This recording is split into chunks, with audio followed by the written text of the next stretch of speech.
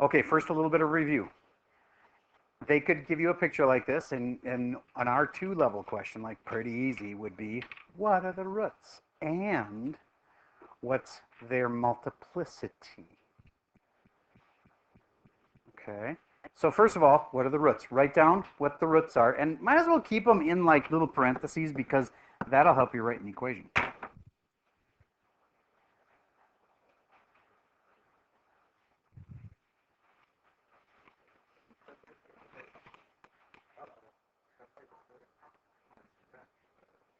I paused live video. I feel bad. All right.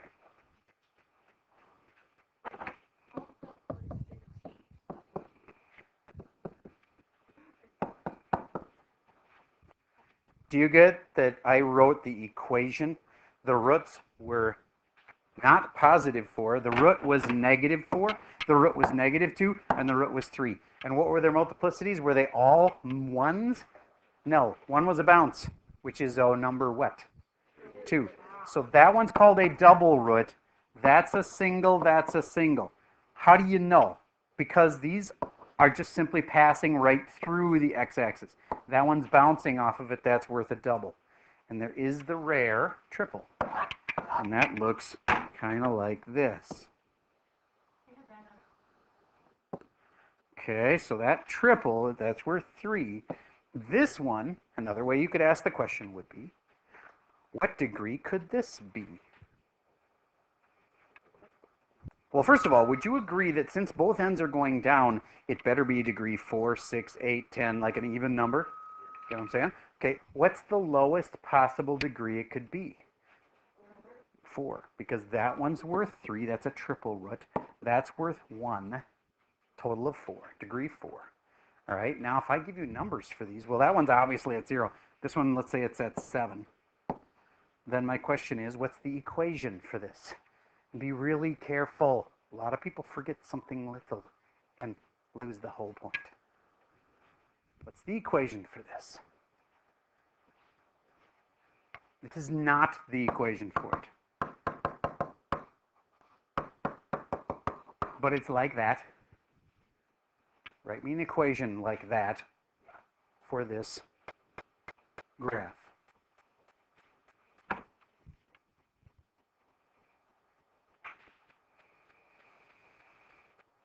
Now, the 0 bothers a lot of people. Could I put it as x minus 0? Yup. Could I put it x plus 0? Yup. Could I just call it x? Yup. But it has to be, since that's a triple, to the third. Raise your hand if you had that in your equation. That was smart. What if you said x plus 0 to the third? It's the same thing. X plus 0 and x are the same thing.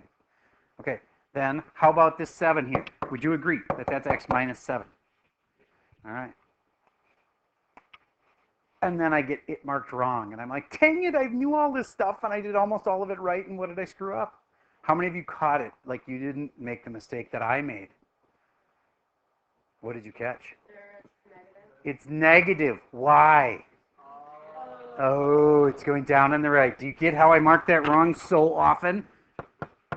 One of the things they say about teaching is that knowing what the common mistakes are and helping kids see where the common mistakes are is one of the most important things about teaching, is trying to know where kids often have a misconception and showing them what's really right. So this is just dumb, but everybody misses that it's going down on the right. Okay, now how could I have caught that? Yep, always look at the end behavior. Yes. Another way to say it is, if I would have taken a second and figured out what my lead term was, which would be x to the fourth, 1x to the fourth, and then said to myself, could that be right? And I might have been able to say, oh, wait a minute, the 4 is good, the ends are going down, but that 1 is not right. Oh, I forgot the negative. Okay, so just take a little extra time and check your work. All right, the next part that we need to teach you is about factoring. But before I move on, I want to make sure there's no more questions about these kind of things. Now, I've given you a couple pictures and given you the equation. What if I give you the equation? Would you be good with being able to show me what the picture looks like? Do you think that's going to be okay? Or maybe we should do one. I'm not seeing lots of nodding heads. Try that one. Make me a picture.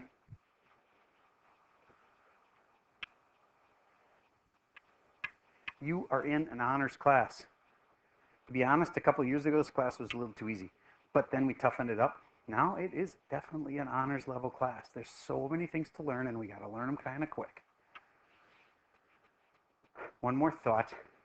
I just talked to the people who also teach this class, and they are ahead of us by 2 days. And so that means I am going to speed up for a day tomorrow, and then they're testing Monday. We are not testing Monday, but we are testing Tuesday. Okay, so if your friends are like saying, hey, the test is on Monday, you want to study this weekend, you can still study with them, but your test isn't till Tuesday. Okay? All right, so you've got a little time left to learn this stuff.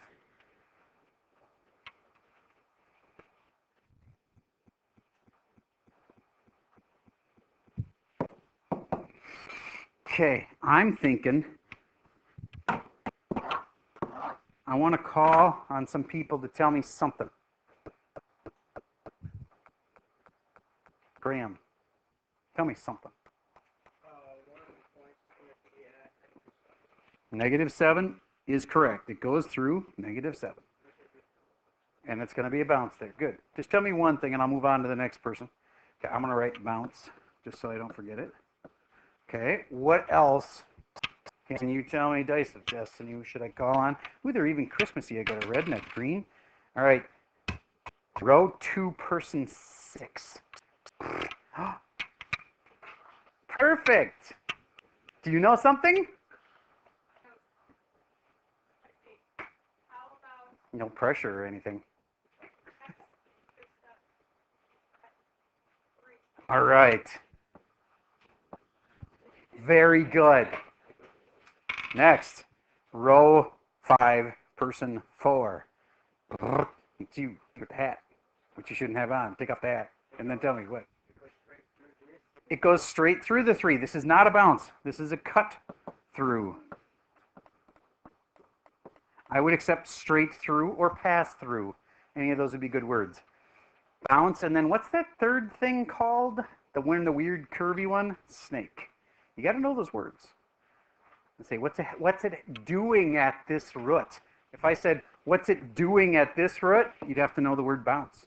It's bouncing there. All right. So anyway, I'm going to finish this up a little quicker. I've made it negative. Who remembered to make it go down on the right? Excellent. And then it's cutting through this one. And then how about this? The y-intercept is where, finish that sentence. No, don't say. The y-intercept is where x equals 0. Okay, good. So then that would be, holy crap, it's huge. Positive, some really big number. But the point is, it just goes up here, and I can label it anything I want as long as it's positive. All right, so I'm going like this. Bounce. Raise your hand if you had something like that. Okay. Do you have questions about that? If you do, now's a good time. All right, let's say you're really lost and you're scared. Well, the test is coming on Tuesday of next week. You have 2 more mornings you could come in to get help. One's Thursday, as in tomorrow morning. Lots of kids don't come in on Thursday because everybody came in on Wednesday for Mass. Do you get what I mean? So there's less demand for Thursdays because there was just tons of people here Wednesday. So Thursdays aren't that bad. So if you want some help, Thursday would be a good day. Visiting tomorrow. Option B, Monday of next week. And then the test is Tuesday. If you want to get help Tuesday morning, there is none. It's go find a friend or something. Okay, or watch the videos. All right, so I need to move on. And I'm going to condense today's lesson, and I'm going to do it because I have less time than normal. I'm going to condense it down and just go right to the heart of the matter. If I needed to factor this, I know you could do it. Do it. Factor that.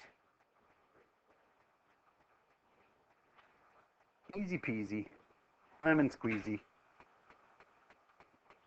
You've even been absent. I bet you can do it. Mr. P.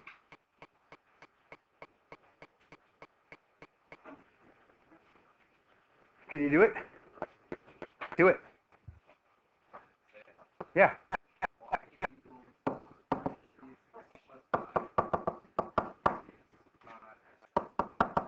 Wasn't it nice when they were that easy? Okay. And then it's, if I wanted to solve it, which is always the follow-up, how do I solve it? Well, the solutions are the same as the x-intercepts, which is the same as the zeros, which are the same as the solutions, which are the same as the roots. There's like a million names for these. What are the roots? What are the zeros?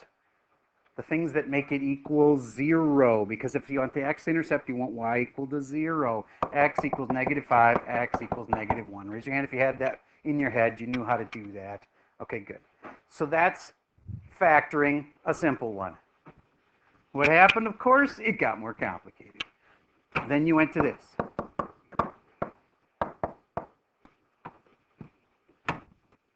Factor that one.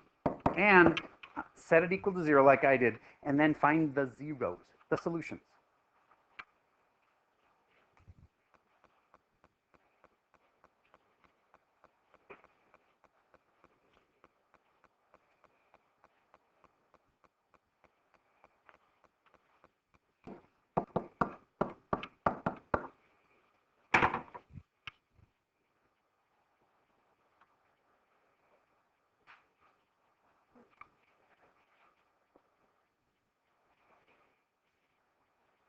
Tell me something this in the beginning of, like as you're doing this process, I've got the 2x and the x. What are you thinking about for these numbers? What's something you know about them?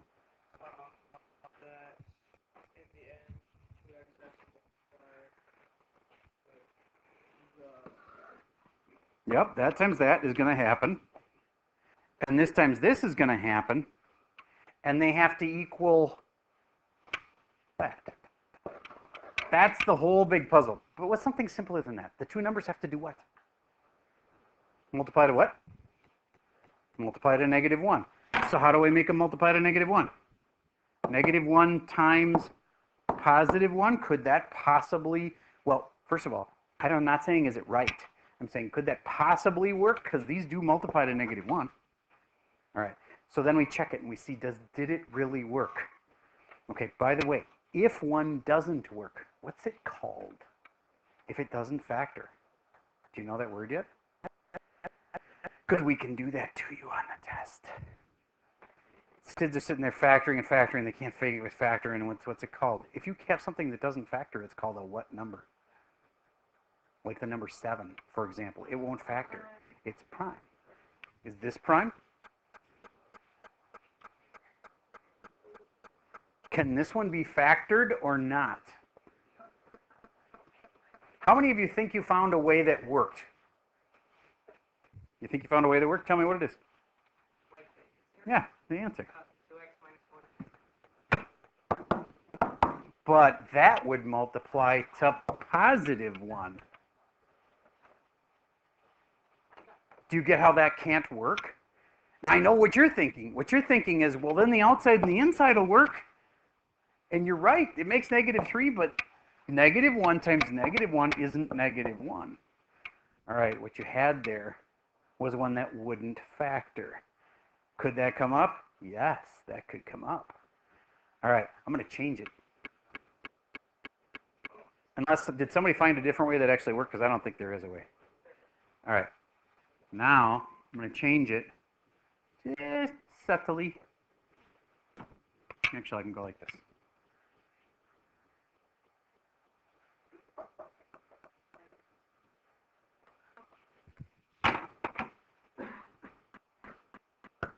Make those both positives.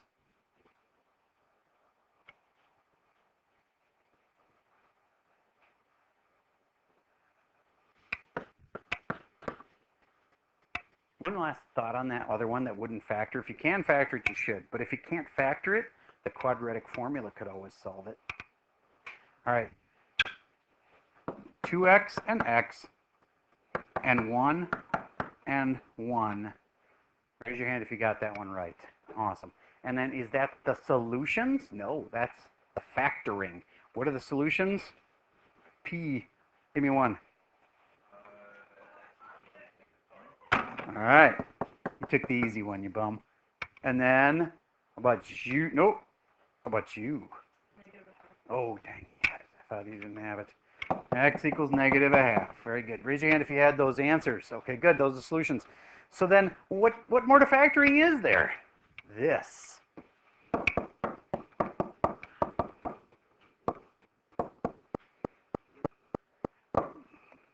Nope. Sorry. Factor that. Now, you might think, well, you've never taught us how to do that kind. You're right. But you can still figure it out.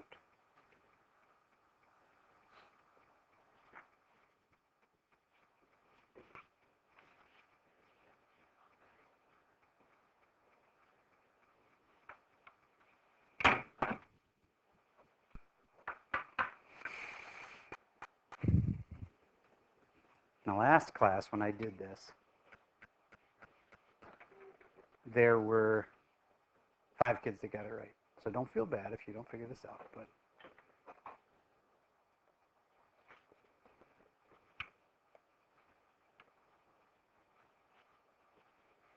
now some of you are like, I've just never seen anything like it. Well, you still start with 2 parentheses, don't you? And then take a wild guess what you start with here and here. It's not super hard. What do you think? X squared. How many of you figured that out? Okay, now then some subset of you had a chance of actually finishing. So then, what's the other thing you got to do? Well, figure out the numbers. This number and this number. What do those numbers have to do? Multiply to 4. So it's either 4 and 1 or 2 and 2. And you just play with it until you get it. Who's got it? Raise your hand. You'll know. Awesome. There's like 9 of you. Must be the better hour. Nice work. Okay. Plus 4 and plus 1. And how can I know I'm right? Because I just multiply it out. What's that make? X to the 4th. What's that make? Plus 1x squared. What's this make? Plus 4x squared, which totals up to 5x squared, which is what I wanted. And then 4 times 1 is 4. So yay, I know it works. It's factored. All right. Now, right here, if, let me think of something here.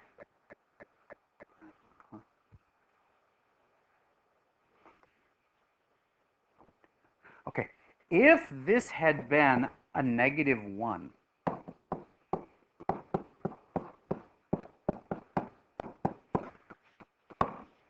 who knows what the catch would have been?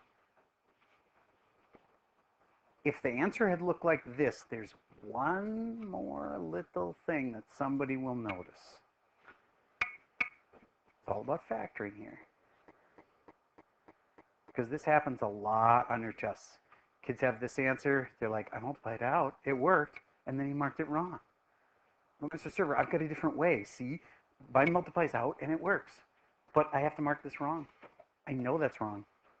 I don't know what the question was, but I know that answer can't be right, and you figured it out. I can tell by looking at it.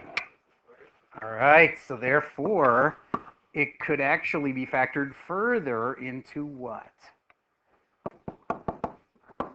You got it. Do you get why people get that wrong all the time? Do you get that this is that factored out? Maybe you never noticed that before. I'm going to do a simpler one. X squared minus 25. Do you get that that factors to x plus 5 and x minus 5? And that works for 25, and it works for 16, and it works for 4, and it works for 1. Why? Because 1's a perfect square. So x plus 1, x minus 1. And usually there's a smart kid who says, wait a minute, why aren't we factoring that then? Because it needs a minus there. If there was a minus here, then we'd have to do it to that one. Okay. And then there's also another smart kid who will say, Mr. Server, couldn't we actually factor that using complex numbers like I? And I want you to be able to, even though this is not something I would force you to do on the test, I want you to be able to see it. Somebody is going to be able to figure out how to factor that using an I. It's not that hard. Somebody in here is going to figure it out. I guarantee it.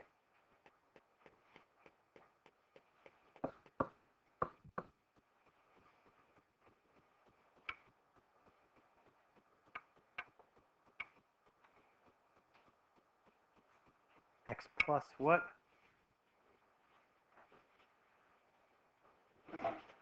All right, anybody else have a theory on what must be involved?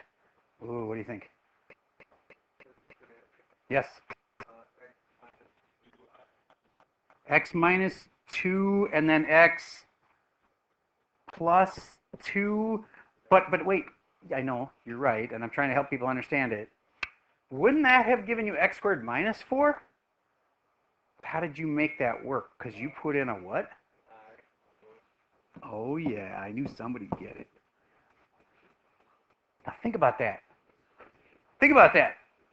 Do you get that this times this makes positive 4? Ah. All right. This is something that can help you on your test because here's why. If you do this, which, first of all, I'm not going to require you to do it, but if you do it, do you get when they ask for what are the roots?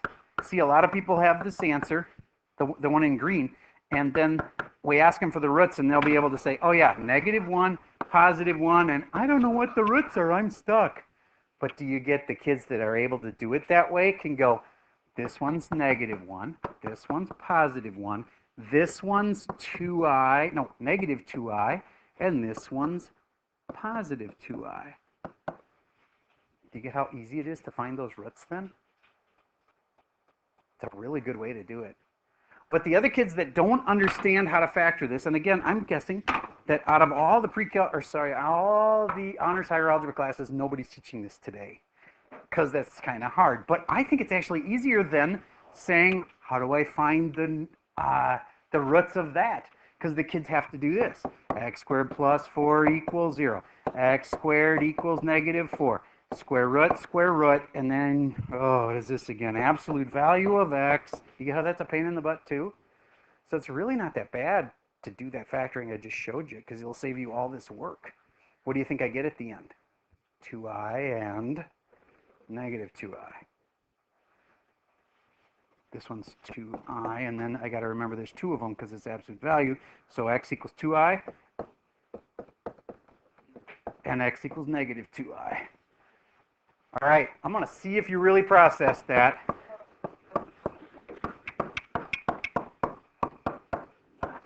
A kid got that far, and they actually should be pretty proud of themselves to get that far, but then they stop.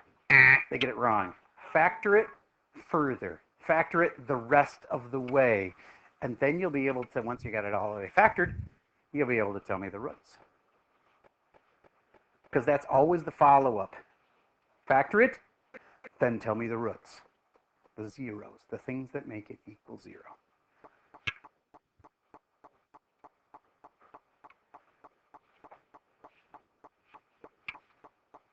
All right, and now, while you're finishing this part up, which I think you can do, I'm going to tell you a little story about Abraham Lincoln. And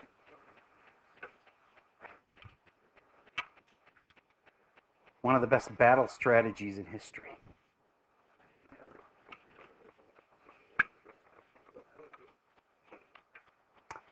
Okay, so when we were going into World War II, obviously not the Abraham Lincoln story, I'll tell you that in a second. When we were going into World War II, do you get that the Nazis were basically taking over the world?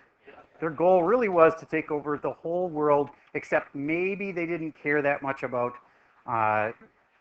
they weren't going to mess with Japan, at least until later. I think Hitler eventually would have said, okay, now that we've taken over the rest of the world, now we'll go after Japan. So they were sort of like, like neutral with Japan. Well, Japan attacks us. That ends up, on Pearl Harbor, and that ends up kind of sucking us into the war. And anyway, we had to get our guys into Europe to be able to fight. You can't just warp them there. They have to land somewhere, and that's obviously going to be a big deal. Have you heard about D-Day? Okay, so we drop off all our guys on the beach, and more than, I can't remember what percentage, it was a lot of guys died right that second. The minute they got to the beach, they just got slaughtered. And that was the only reason we didn't lose all our guys is because we had done such a good fake and divided up Hitler's army. And he had half of his army guarding a beach way further north. In fact, his two best divisions, the best ones, like his best trained, like the SEALs kind of thing, his best guys were guarding a beach way further north. You know why? Because we faked him out. We had fake tanks, we had a lot of fake stuff way up north, and he bought it. Because he was flying over with his reconnaissance planes, like, oh my gosh, they have a big army to the north. Nope, it was a fake army to the north. Because we had our whole army going up onto D-Day, onto that beach. So we faked him out to think we were going further north. So we had to only go against half of his army. His better half was sitting doing nothing up north because we didn't attack up there. So if we hadn't divided his army up and attacked only half of it, we wouldn't have been able to actually, it would have been a huge loss. We probably right then would have literally lost the war because he had huge momentum at that point. If we hadn't gotten in on that beach, if he'd have killed all our guys on that beach, which could have happened. There was another turning point later. There's a movie that just came out in the last year about Normandy. What's that movie where the guys were trapped? Tons of British were trapped. Dunkirk, that's it, Dunkirk. That was another moment where we could have lost the whole war. Why am I talking about all that? Because divide and conquer is a battle strategy, and it's also a factoring math strategy. And I'm going to show you how to divide and conquer. All right.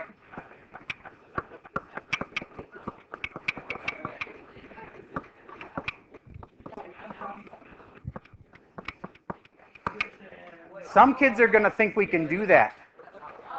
That's wrong. Tell me what would have been make it right. It needs eyes. I think most of us agree eyes are handy. All right. Now, Lincoln, quote, this is during the Civil War, a house divided against itself cannot stand. As in, we, the United States, if we remain divided into the North and the South, we're going to be really weak because we'll always be fighting each other.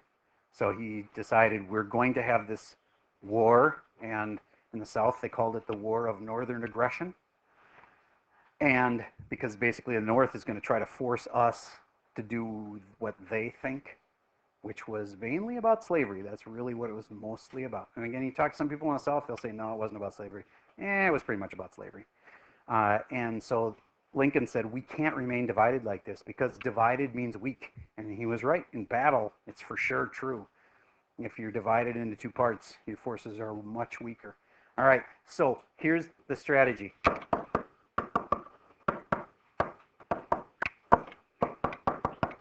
Do you get how that's big and nasty and scary looking? Because you got to factor that, and you've never done anything like it. So what you do is you divide it in half. And you only have to deal with one half of it at a time, just like we did in World War II. We took on half of Hitler's army, and we still got our butts kicked, kind of, but we at least have enough guys left to continue to fight. All right, so take a look at this. I've lost somebody. Come back. There we go. It's warm, I know. That can be factored. What goes into both of them? X squared. Factor it out.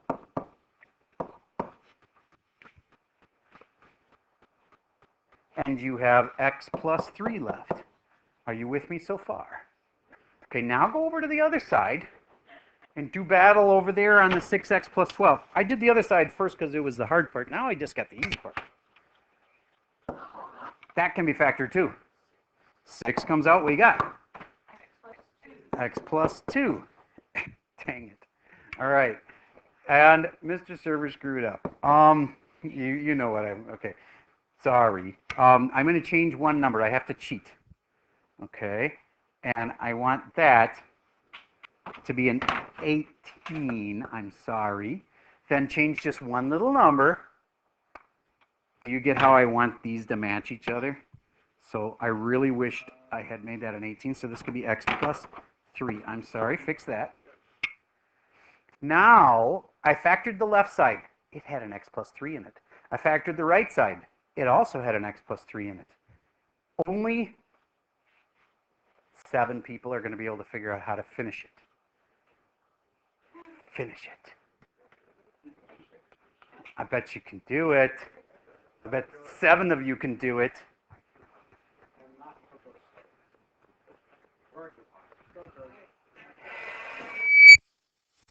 I hate when that happens. I gotta careful not to stand underneath the speakers. Oh. Maybe we don't have time to get 7 people to get it. Who thinks they have it at this point? Ooh, 1, 2. He said that, but he's not raising his hand. What do you think? That's all right. What do you think might? Oh, x squared plus 6. Keep going. Not squared. But yes! I did it. That's it. Now that you see the answer, do you see what's going on? Does this thing have an x plus 3 in it? Yeah. Does this thing have an x plus 3 in it? Yes. So I can factor it out. Watch what happens when I factor it out. I get x squared plus 6 left.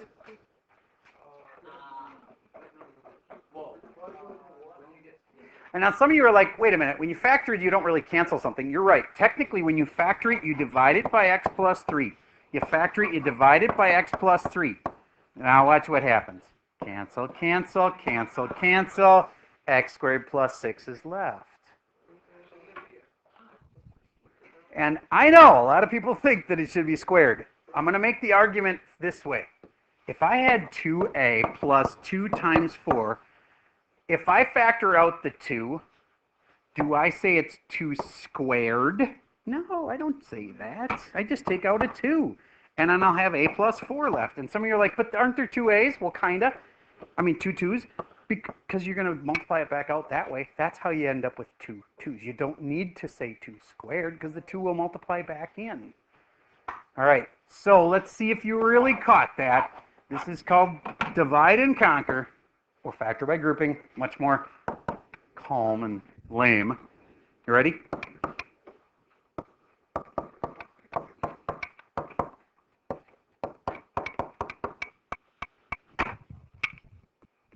Divide and conquer. That was also the favorite battle strategy of the guy who uttered these words. Veni, vidi, vici. Can anybody translate that? Okay. X squared comes out, x plus 2. How many of you had that? Good. QD. That one. And you got? Can you finish the deal? Awesome.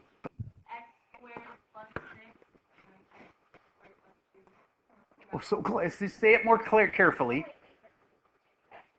X squared plus 6, you said that, and I agree. Yes, you said x squared plus 2. Okay, x plus 2. And I'm putting them in front. Does it really matter if the x plus 2 is in front? No. But normally when we factor something out, we put it in front. So that's where I like to see it, but I don't care. If you want to put it at the end, it's fine. All right. Then this is the much harder part. What are the solutions? All right. Well, x equals negative 2 is easy. But this one, only a few of you are going to process this immediately. X plus and minus square root of 6 square root of 6 I. What? What? What just happened? All right. Why? Well, here's what you could do. X squared plus 6 has to equal 0. X squared has to equal negative 6. Square root, absolute value of x, negative square root of 6, I root 6. Then split it into two parts. X equals I root 6. X equals negative I root 6. You want to do that? Go ahead. I personally like doing this. What did I do? I did the square root of this with a plus and a minus, and I just had to throw in an I. I'm going to show you that one last time. Imagine for a moment this is the test. And imagine for a moment it all comes down to this. If you get this one right, you get the A. If you get it wrong, you'll get a B. Tell me the three solutions.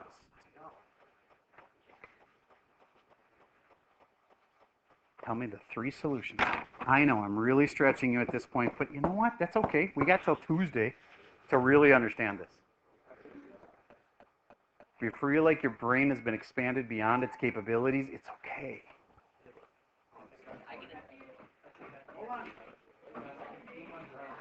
Do you get that today is only Wednesday?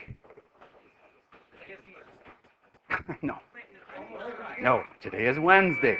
So do you get that means we still have class Thursday and Friday, and we'll even be reviewing more on Monday. We got plenty of time to learn this.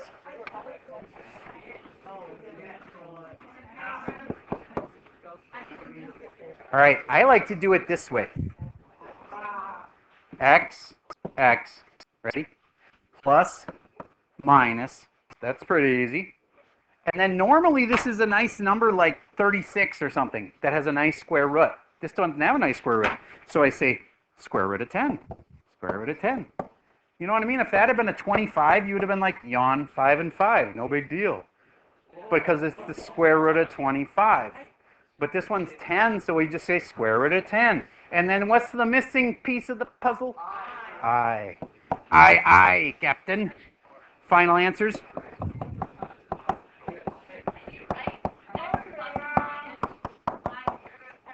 That's the same as this.